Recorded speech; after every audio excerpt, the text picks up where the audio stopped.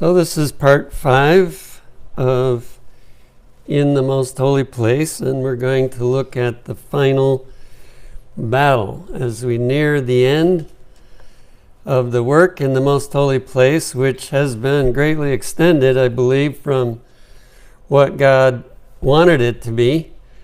But nonetheless, it's going to end. It's not going to go on forever. Revelation 14:9, it says, "And the third angel followed them, saying with a loud voice, If any man worship the beast and his image, and receive his mark in his forehead or in his hand," and of course it goes on, this entire message has been given during the Most Holy Place experience. And therefore, it's a very important message. It's more important than any other message that has ever been given, because it's being given simultaneously with the investigative judgment or cleansing of the sanctuary. Now, here we see a warning, and it is the most powerful warning that is given anywhere in the Bible, warning people not to accept the mark of the beast. And there are two ways that they receive that mark.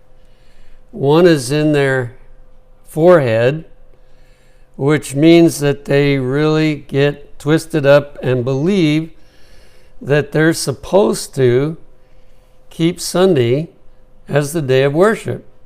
They really believe that's the right thing to do. But then there's another group, they know better. They are acquainted enough with their Bible to realize Sunday's not the day of worship, but they're scared of what would happen to them if they kept the Sabbath. They're fearful of persecution. They're fearful of losing their job, and how can they provide for their family? You know, as I watch what's going on even now, I wonder how some people would ever be able to be true when the final time comes, when the mark of the beast actually is in effect. We know it's not in effect until Sunday is enforced by law. But many will work on the Sabbath now, and they're afraid they won't have work, they won't have a job, and so they work on Sabbath. And this is not a good preparation.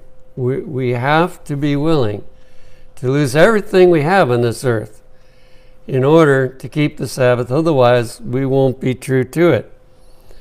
So both of those groups are going to receive the mark of the beast. And then it tells what will happen to them.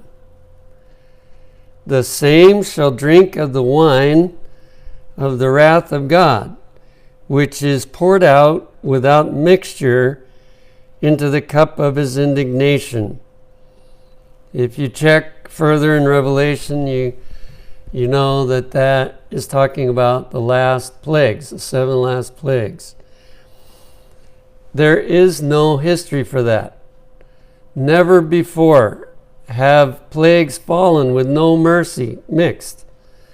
This is a wake-up call to people that are in darkness, and it's supposed to be a wake-up call for us.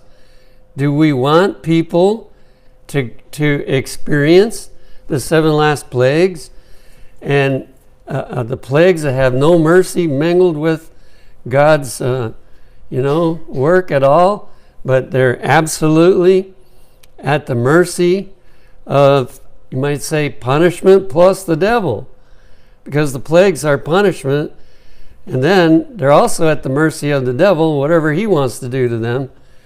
And it's our job to try to wake them up so they don't have that happen. But that's only half of it.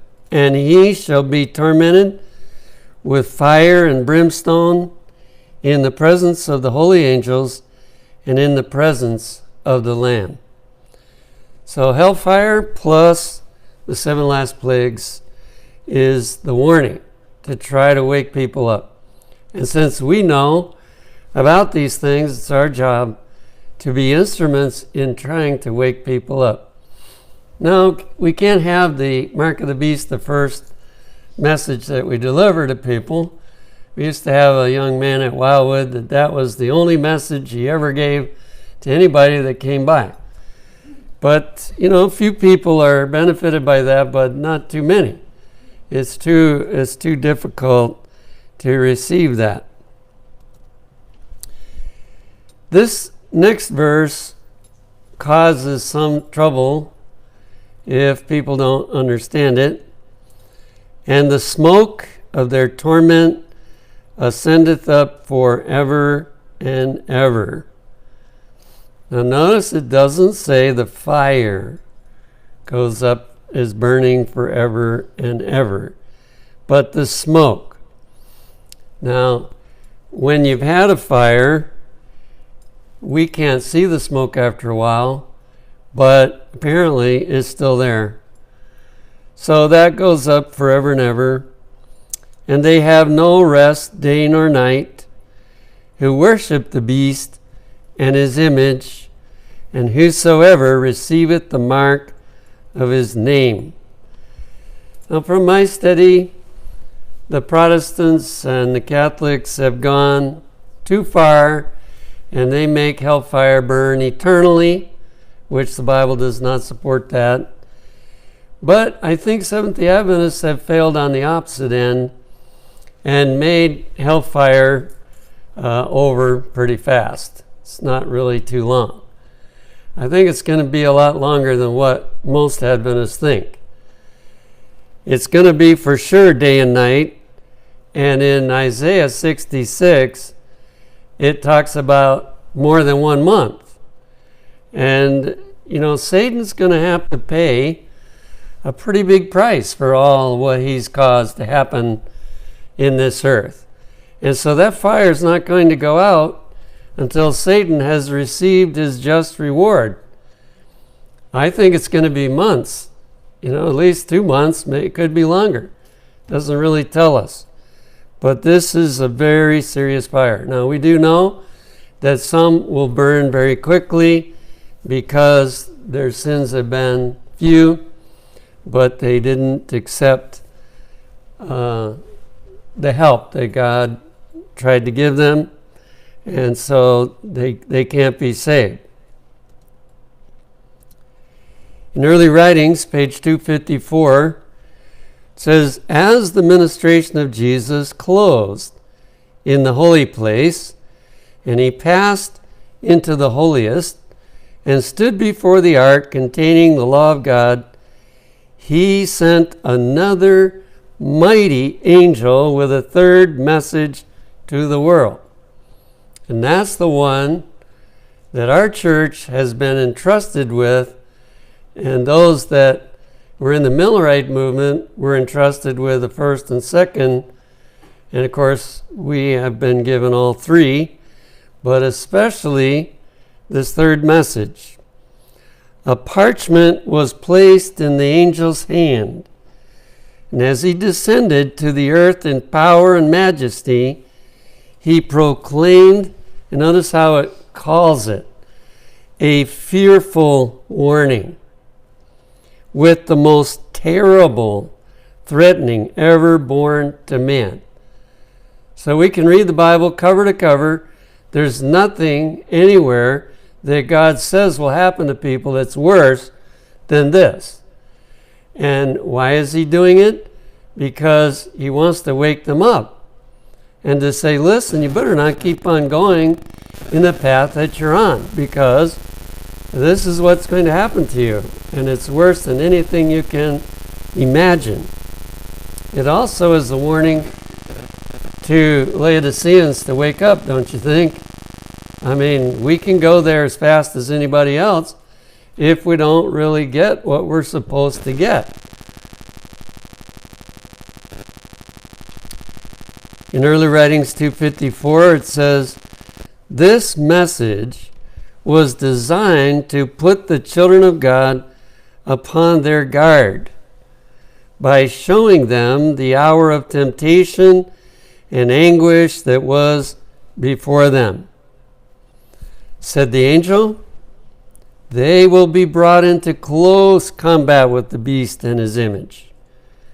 So the devil knows from his acquaintance with the Bible what's going to happen to those that don't accept salvation and don't allow Jesus to do what he's able to do for them. And so he's determined to get us in that mess. He wants to have us suffer the 7 last plagues. He wants us to be destroyed in hellfire. And that's why the battle is so severe. And sometimes we can feel that battle, that it's so hard. There's, the resist is difficult because how much pressure the devil is putting on us. But it's worth the battle. Now, I don't believe we can be scared into the kingdom. I think that love is a far better motivator, but there's a reason why he told us.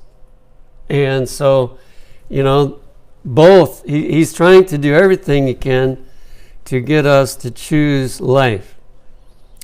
Their only hope of eternal life is to remain steadfast.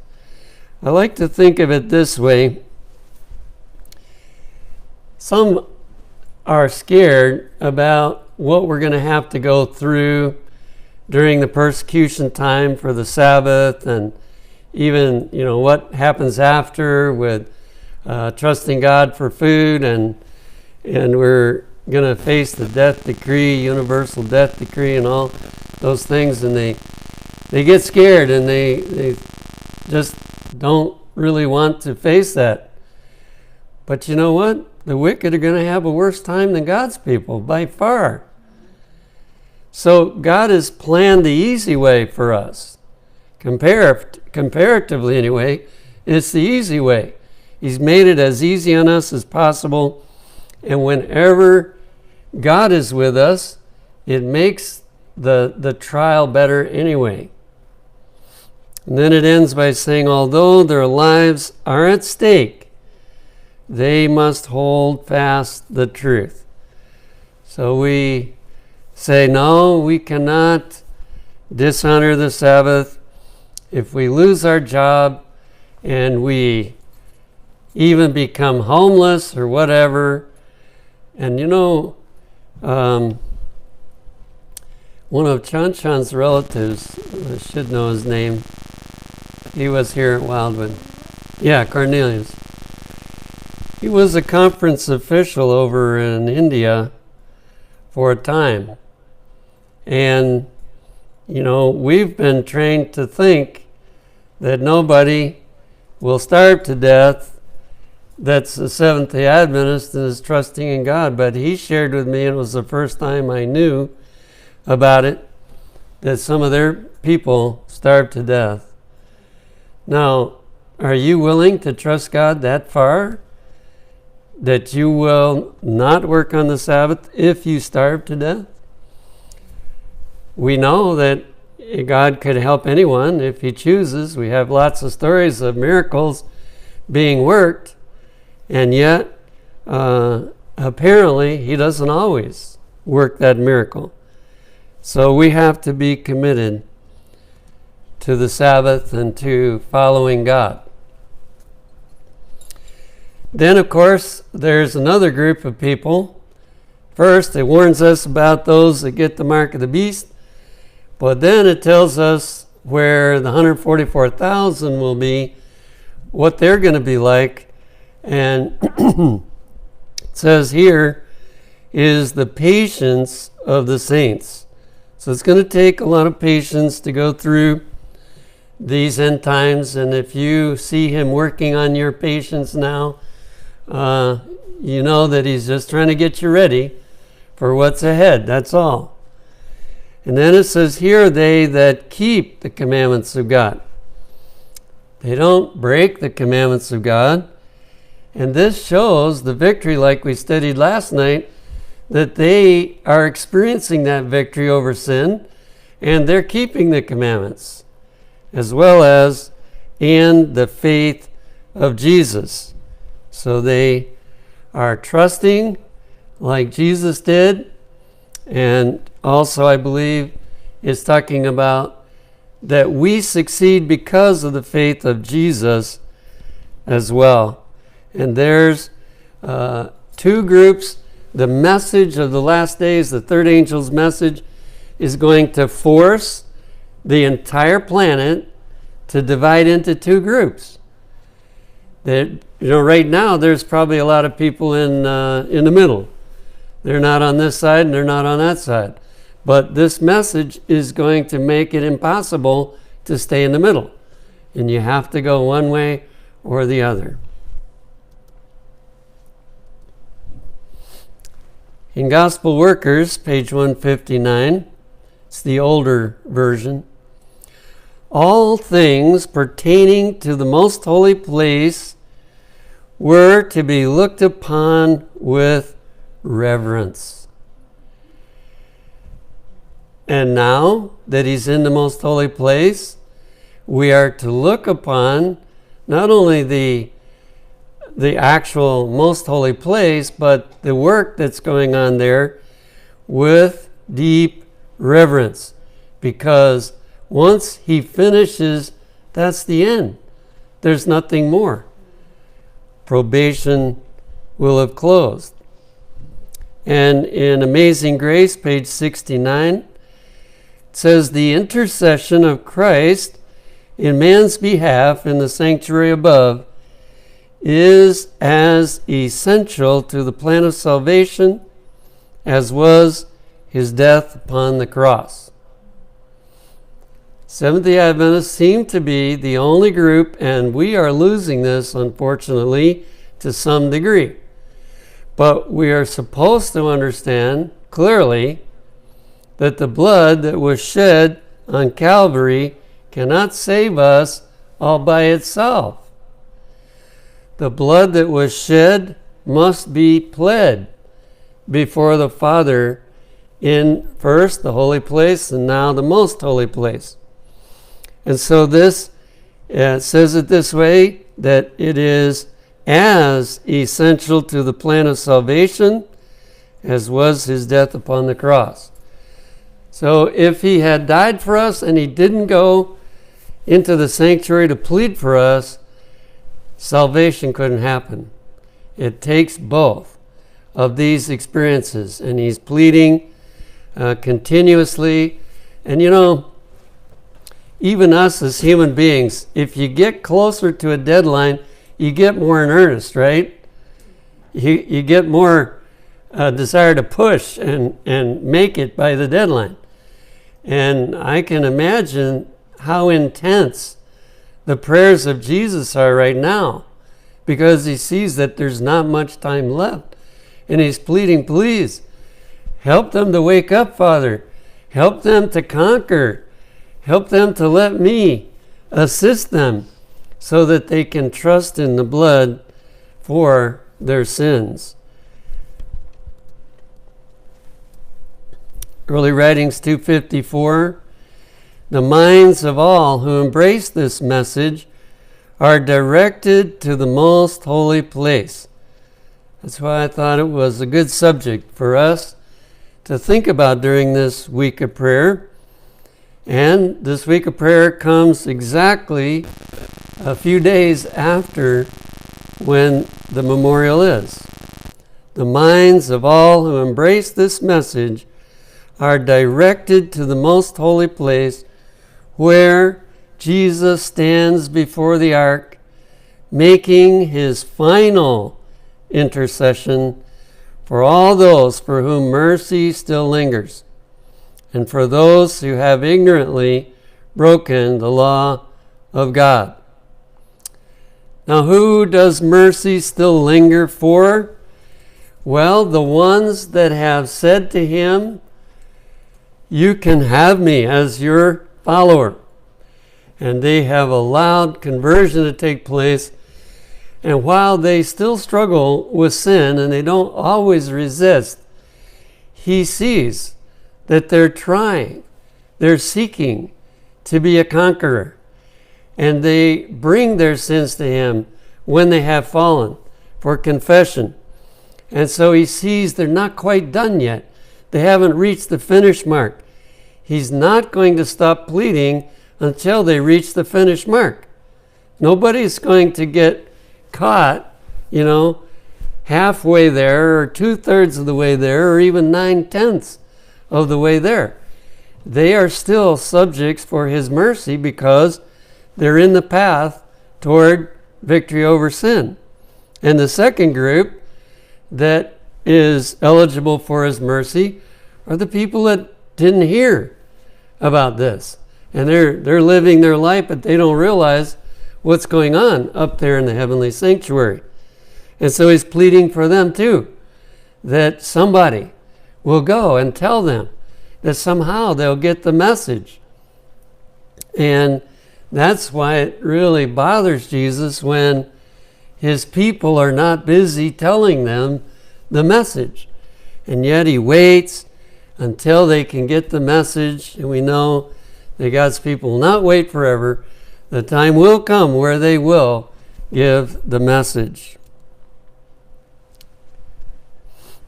In early writings 260 it says, now this is a piece of history, but it's a very important piece of history for the most holy place time.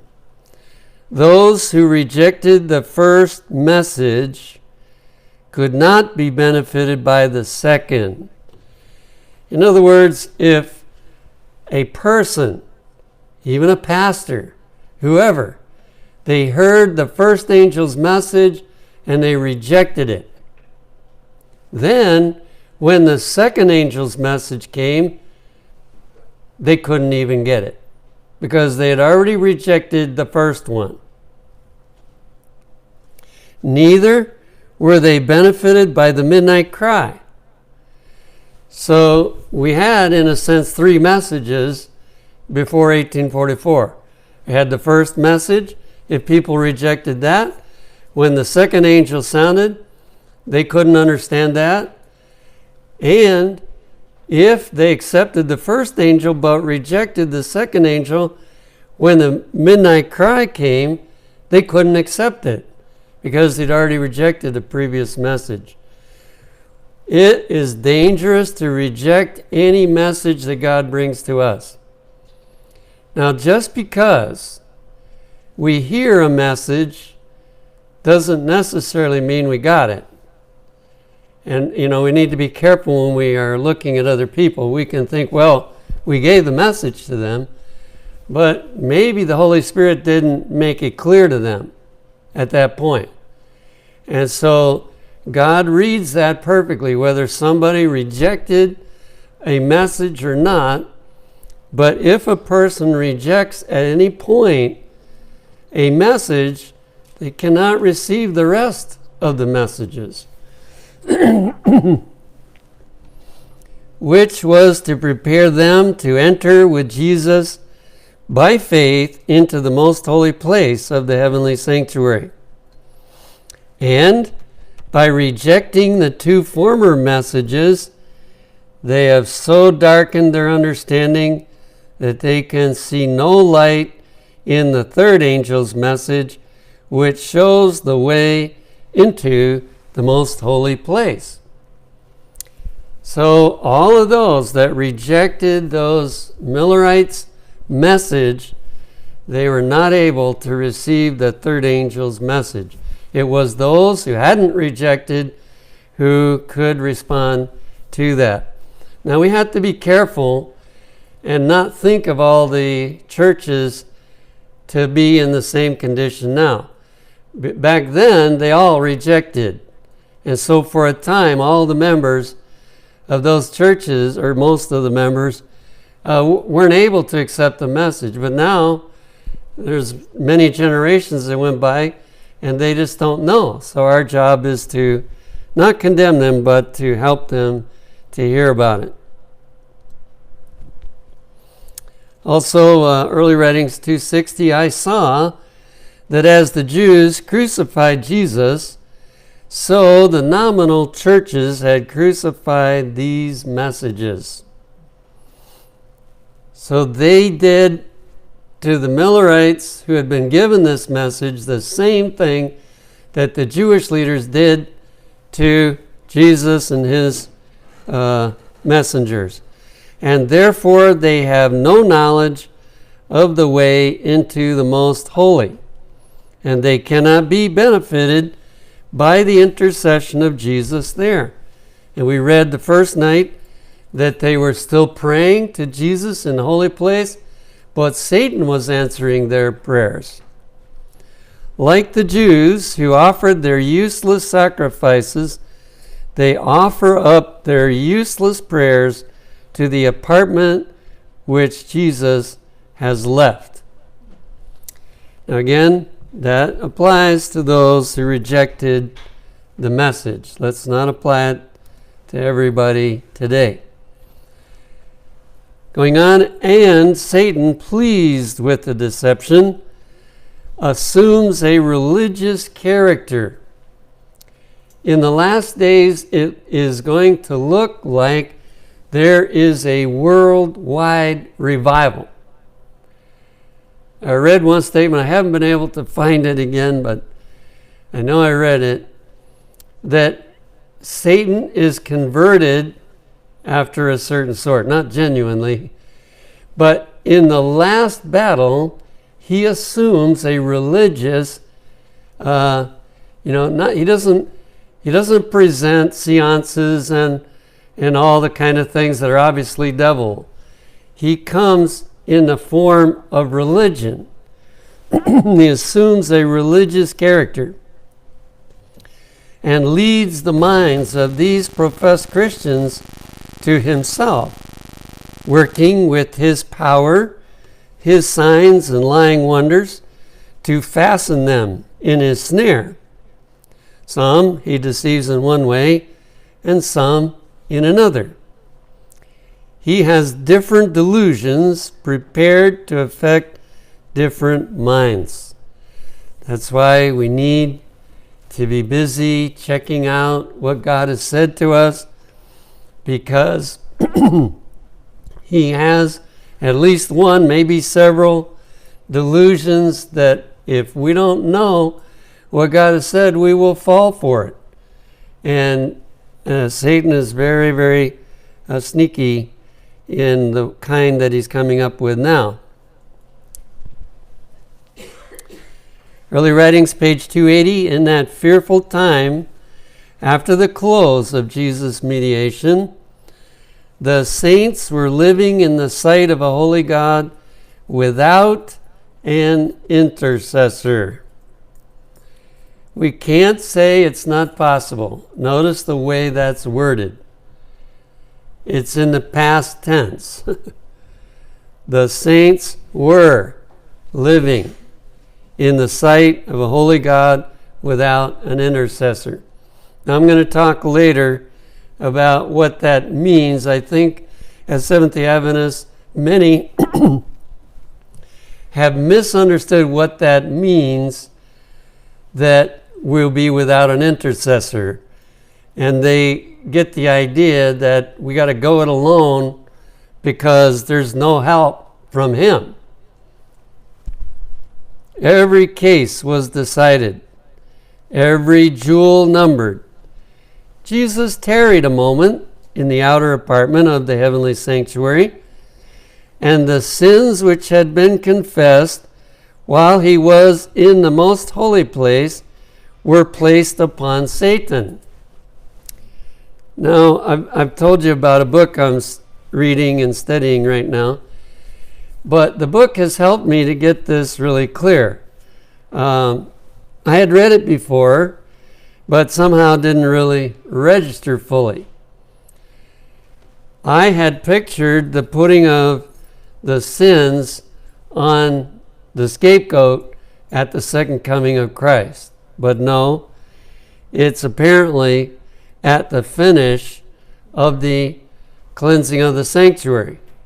That's when, after everybody has passed that, and there's also a statement in that book, which I didn't put in this study, but it says that it's only the sins of those that died under the third angel's message. Now, I've got to check that out more, but I think he was quoting from the Spirit of Prophecy on that.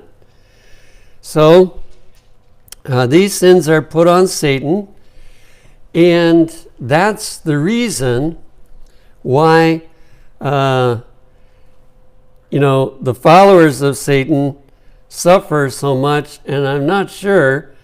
It's possible that Satan even has to suffer, because I read about the flood, that Satan was forced to stay in the storm, and he even thought that he might get killed out of it and not make it out of the flood. And so maybe the same thing is going to happen under the 7 last plagues. I don't know. That's something I haven't seen any quote on. But his punishment starts, apparently, right away. And then we know in Revelation 20, the angel comes down from heaven and puts him in the wilderness. The originator of sin. Why does he have to suffer? He's the originator of sin who must suffer their punishment. And the last one for tonight in Gospel Workers 4:26. It makes all the difference in the world with us spiritually whether we rely upon God without doubt as upon a sure foundation, or whether we are seeking to find some righteousness in ourselves before we come to Him. So there's the two paths. We need to stay off of the one that has doubt in it. We need to exercise faith, believe that what we're going through has a purpose, believe that the victory can be gained, that we won't always be yielding to this particular sin. If we don't believe, we're really calling Him a liar. We'd never do that. Call Him a liar. Well, God's a liar. But we're doing it in a subtle way if we entertain doubt. So one of the things that must change in us is to learn to recognize when we're doubting and ask Him to help us to trust in Him. Look away from self to the Lamb of God that taketh away the sin of the world. It is a sin to doubt. The least unbelief, if cherished, involves the soul in guilt and brings great darkness and discouragement. It is saying that the Lord is false, that He will not do as He has promised, and He is greatly dishonored. We read several last night, but He will bring us off more than conqueror. He said He would. He will be able to do it. Even we were seen by the prophet after it was over, and they were living without an intercessor. So there's no need to have any doubt whatsoever. The weakest saint can get there if we exercise faith instead of doubt. So may God help us to be able to recognize what He wants us to do while He's up there in the most holy place.